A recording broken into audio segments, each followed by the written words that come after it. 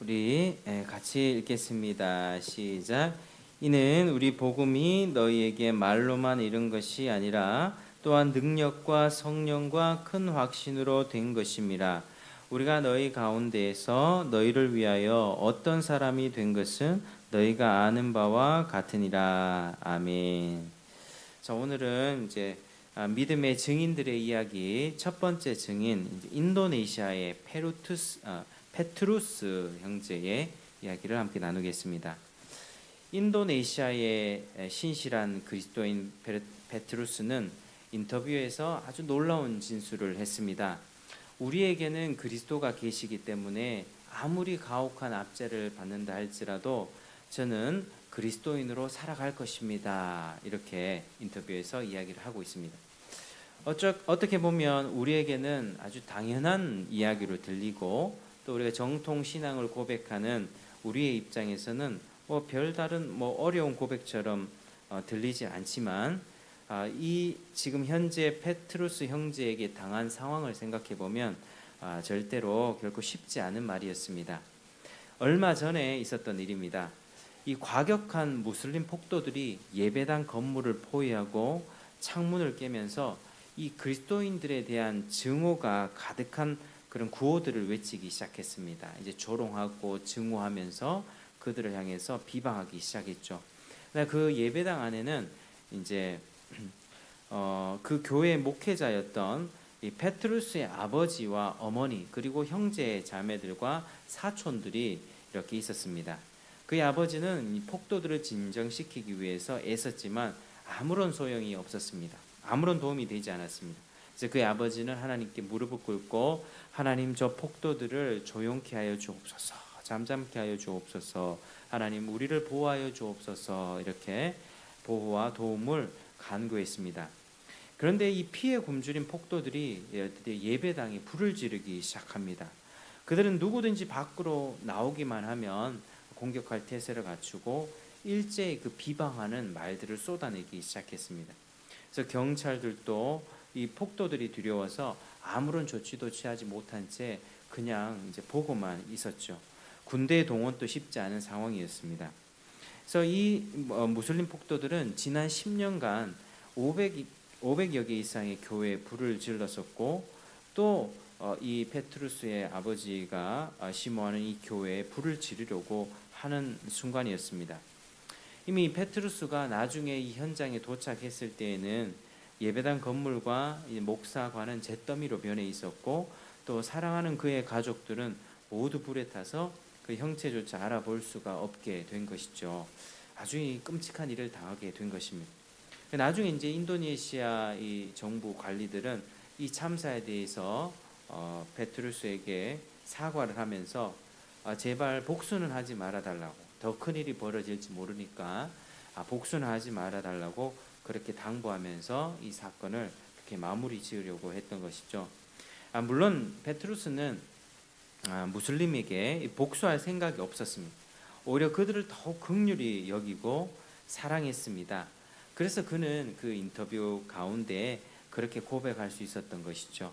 우리에게는 그리스도가 계시기 때문에 아무리 가혹한 압제를 받아도 저는 그리스도인으로 살아갈 것입니다. 이렇게 고백하고 있습니다. 그러니까 오늘 말씀처럼 정말로 이 페트루스 형제에게는 복음이 말로만 이른 것이 아니라 능력과 성령과 큰 확신으로 된 것입니다. 이 데살로니가 전서에 나오는 이 데살로니가 교인들의 믿음을 향해서 이 바울이 칭찬하고 있는데 바로 이 페트루스의 믿음이 이와 같이 능력, 성령, 큰 확신으로 된 믿음이다라고 그렇게 할 수 있는 것이죠. 그래서 그는 인도네시아 이 무슬림들이 폭도들이 그리스도의 왕국에 이르게 되기를 진심으로 소망했습니다.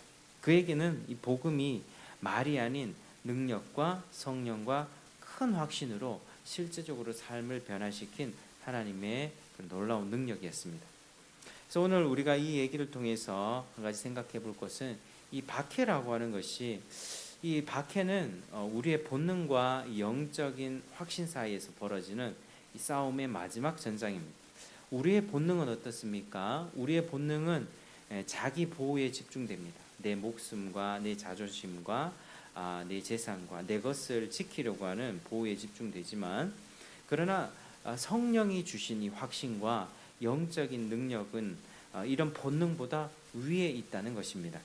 본능은 우리를 해하는 이들에게 복수하라고 합니다. 우리를 해치면 갚아주라. 그러나 성령이 주시는 이 영적인 확신은 우리를 해하려고 하는 이들의 영적인 필요를 상기시킵니다. 저들도 똑같이 하나님이 필요한 사람이고 하나님을 알지 못해서 저런 행동을 하고 있다라고 그렇게 영적인 원리와 생각들이 작동하게 되는 것이죠.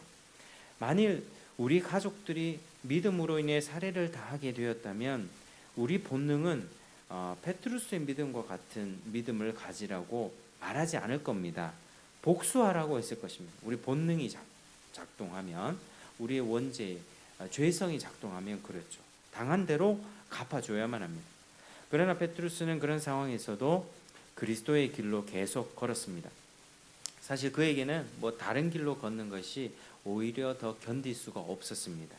어떤 상황에서도 그리스도를 따를 준비가 되어 있었기 때문이죠. 그에게 복음은 말이 아닌 능력이었기 때문입니다. 그래서 이 페트루스 이야기는 우리의 영적 확신이 본능보다 우위에 서는 것이 가능하다는 것을 보여줍니다.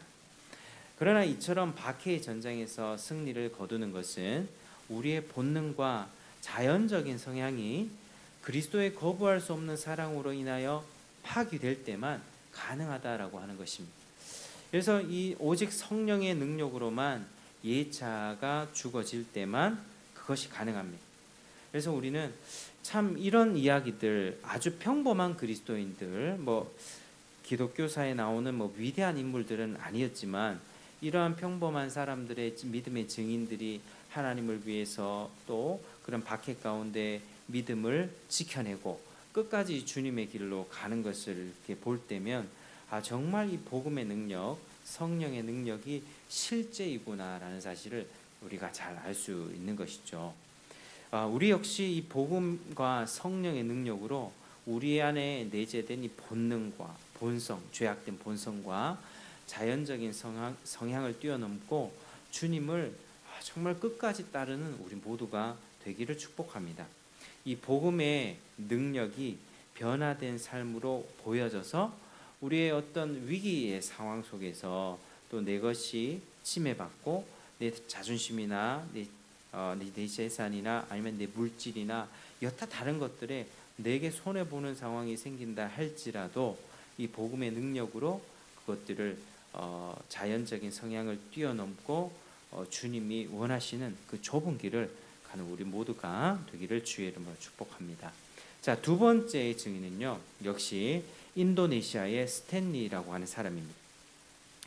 이 외딴 섬에 내린 스탠리는 영적 어둠이 그곳을 뒤덮고 있다는 것을 느꼈습니다. 그곳에는 그 섬의 주민들은 이슬람과 이 마법이 결합한 사교를 숭배하고 있었습니다. 이제 스탠리는 신학교를 막 졸업했고요. 하나님께서 부여하신 임무 그대로 그 섬의 주민들을 그리스도께 인도할 준비가 되어 있었습니다. 그래서 스탠리는 그 섬 주민들에게 담대하게 복음을 전하기 시작했고 그리스도께로 돌아오라고 외쳤으며 너희들이 섬기는 그 우상과 모든 것들은 옛 생각들은 옛 생활의 잔재들은 다 버리고 모두 태워버리고 주님을 따르라고 그렇게 담대하게 촉구했습니다. 그때 이제 무슬림 한 사람이 이제 긍정적으로 복음에 반응하기 시작했죠. 사람은 복음을 딱 듣는 순간 이제 자신의 우상을 집어 던졌고 그리스도를 영접하기로 결단하고 그 길을 쫓아갔습니다. 그런데 자기의 물건과 우상을 태울 때에 그 안에 코란을 기록한 두루마리 하나가 들어 있었습니다. 코란을 태워버렸다는 그 소식이 섬에 퍼지게 되었고, 그래서 이제 과격한 무슬림들이 스탠리를 당국에 고발했던 것이죠. 스탠리는 즉각 체포되었습니다. 그는 잔혹한 고문과 구타로 혼수 상태에 빠졌고 결국 며칠 뒤에 이제 숨을 거두고 말았습니다. 그러나 그는 죽었지만 그의 죽음은 사명을 중단시키지는 못했습니다.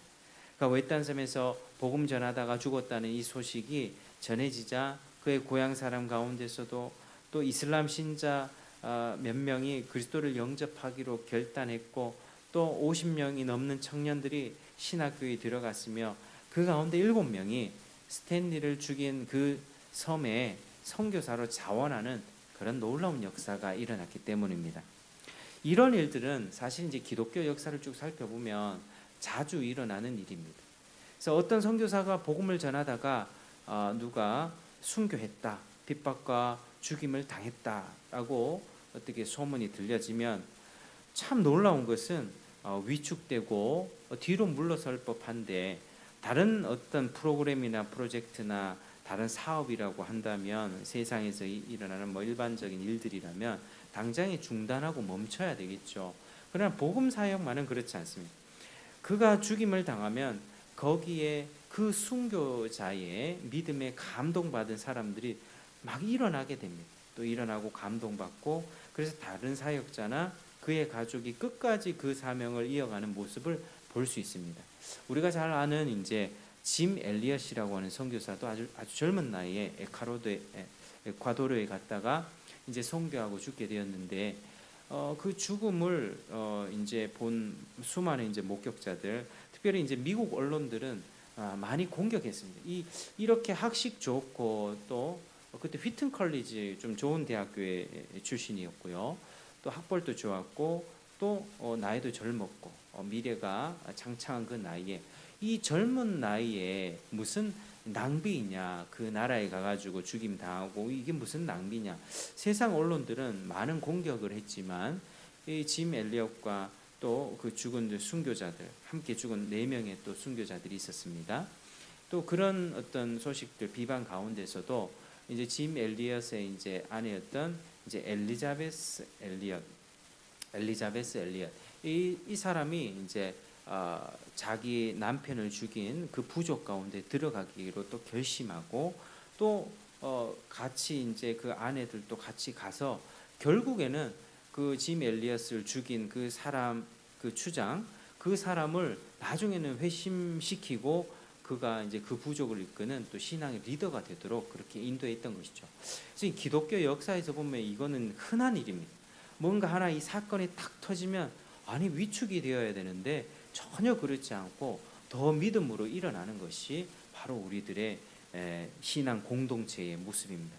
그러니까 구약 시대도 그랬지만요. 우리가 좀 형통하고 이렇게 잘 풀릴 때는 하늘을 향해서 보는 관점이 좀 줄어듭니다. 좀 식습니다.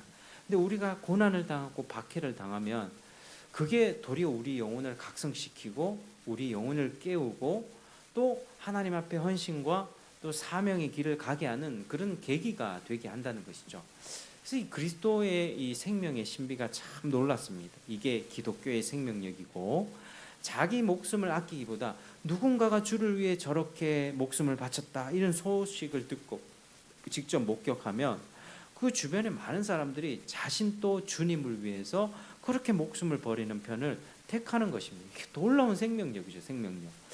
그래서 현세의 고난과 핍박보다 내가 얻게 되는 장차 얻게 되는 그 영광을 바라보면서 그 상황을 이렇게 다 감내했던 것입니다.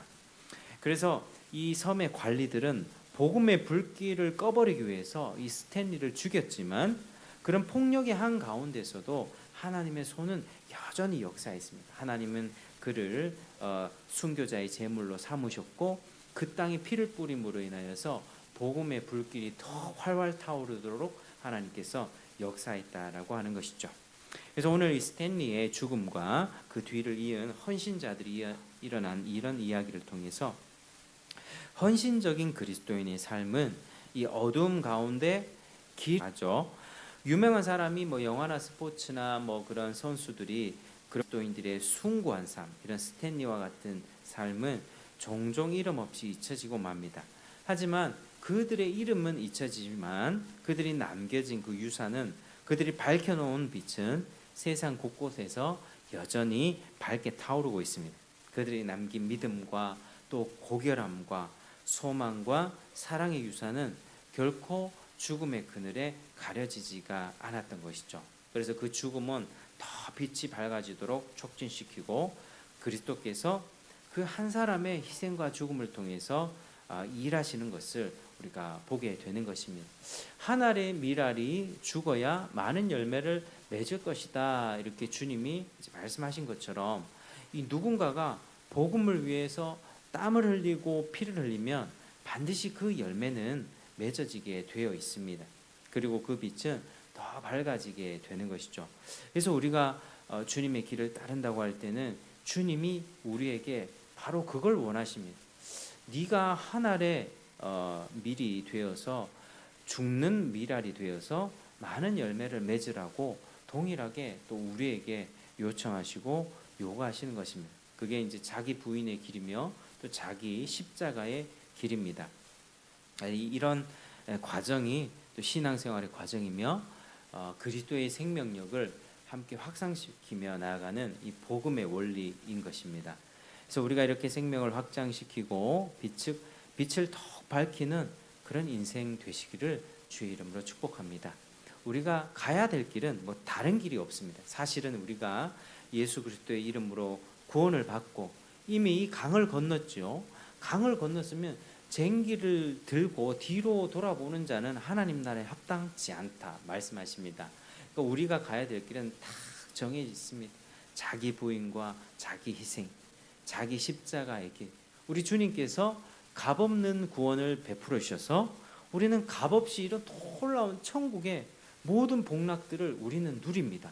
그러면 이 모든 복락들을 누리며 사는 사람은 이제 그 앞에 살아가야 되는 남아있는 인생 가운데서는 값을 치러야 되는 거죠. 거기에 대가 지불이고 내가 받은 은혜에 감사해서 나는 값없이 구원을 받았지만 그 귀한 구원의 은혜에 감사해서 나의 삶을 이렇게 값비싼 대가를 하나하나씩 치르면서 가는 게 우리의 인생입니다. 왜요? 구원받기 위해 그런 게 아니라 구원의 은혜가 너무 크니까 이 천국을 발견한 사람이 자기 밭을 다 팔아서 보화를 이렇게 천국 보화를 이렇게 바꿔서 이제 그 땅을 사는 것처럼 우리의 인생이 바로 그렇다는 것이죠. 천국의 가치를 아니까, 그 영광을 아니까, 그리고 값없는 구원의 그 위대함과 그 하나님의 사랑을 우리가 마음속으로 우리가 느끼고 알고 체험하니까 이제는 내 삶에 있어서도 내 가족, 내 사랑하는 아내, 자식들, 또 내가 좋아하던 것들 하나씩 내려놓고 한 길을 가게 되는 것입니다. 신앙생활은 사실은 이렇게 지식적으로나 논리적으로는 어려운 것이 없습니다. 분명합니다. 분명하다는 것이죠. 논리적으로는 분명합니다. 근데 많은 사람들이 그 분명한 길을 선택하지 않고 넓은 길로 간다는 게 그게 문제인 것이죠. 그래서 우리가 가야 되는 길, 이 좁은 길, 십자가의 길, 그리고 그 길을 통해서 하나님께서는 우리를 통하여 또 생명을 확장시키고 또 복음의 빛을 더욱더 밝게 비추실 것입니다. 그래서 오늘 또 우리가 그런 삶이 되도록 함께 기도하며 나아가는 이 밤 되시기를 주의 이름으로 축복합니다. 함께 기도하겠습니다. 하나님 아버지 참으로 감사합니다. 오늘 이 두 형제 이야기를 통하여서 아버지 참 이 복음의 능력, 우리 삶을 변화시키고 정말 우리의 삶을 완전히 뒤바꿔 놓는 이 복음을 우리도 다시 한번 경험하고 또 주님이 원하시는 그 삶의 길을 걸어가기를 원합니다. 이 좁은 길을 가기를 원합니다. 주님이 분명히 제시해 주신 좁은 길, 이 아버지여 십자가의 길, 자기 부인과 희생의 길, 대가 지불의 길을 가면서 하나님 많은 생명을 주께로 돌이키는 그런 삶을 살기를 원합니다. 하나님 우리에게 용기 주시고 담대함 주시고 이 길을 함께 걸어갈 수 있는 은혜를 베풀어 주시옵소서. 감사드립니다. 예수님 이름으로 기도드립니다. 아멘. 우리 함께 찬송하시겠습니다.